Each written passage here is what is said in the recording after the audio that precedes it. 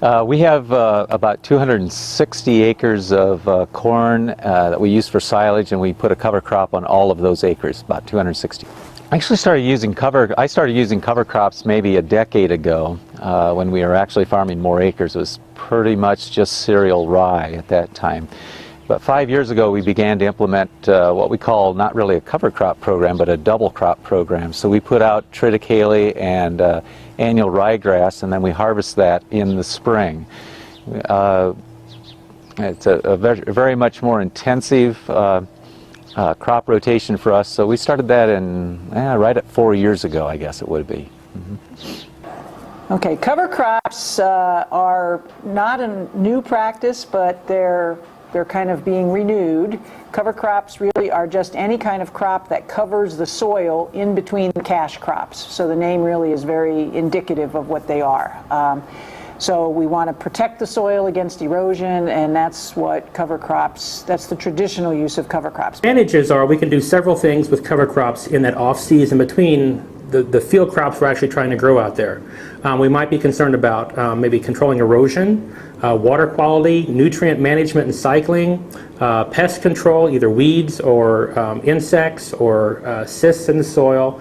And cover crops give us a chance, if we choose the right cover crop, given what their characteristics are, to kind of do those type of things. Well, so we've improved soil health, we've reduced our fertilizer cost, and reduced our herbicide cost as well. So we're finding a lot of benefits by using the cover crops. The challenge is that most of those benefits are not immediate to the farmer. So certainly it's a little bit easier to kind of sell the concept to farmers on their own land that they hope to be passing down to the next generation.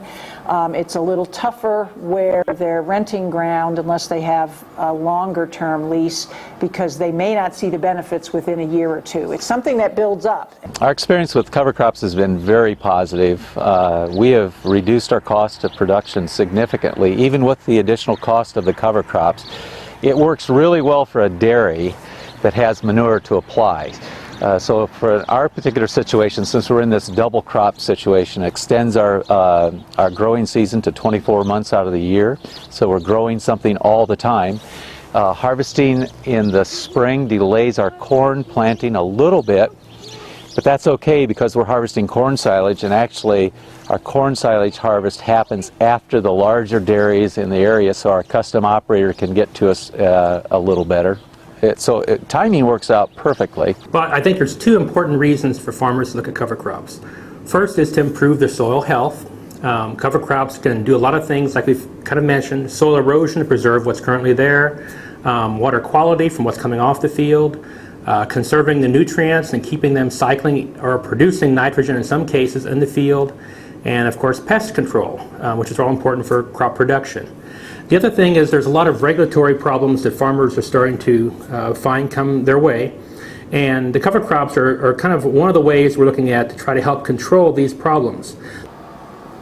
There are many different types of cover crops. We sometimes classify them into three main categories. There would be the grasses or cereals like cereal rye, annual ryegrass, winter wheat, winter barley, oats, things like that.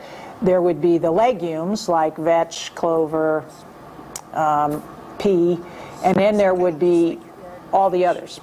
So cover crops have really, there's been a huge growth in interest in cover crops over the last, I'd say, 3 years or so, particularly in the eastern corn belt, so particularly in Indiana and Ohio and Michigan.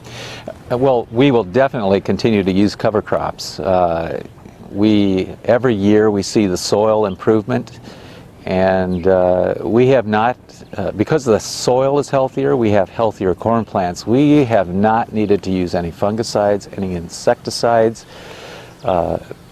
virtually nothing. This is a healthy corn crop with very low inputs right now. Our inputs consist of a cover crop seed and manure and one cultivation. So that puts our costs for our corn silage very low compared to some of my neighbors and fellow dairy farmers. So yes, we're going to continue using cover crops, definitely.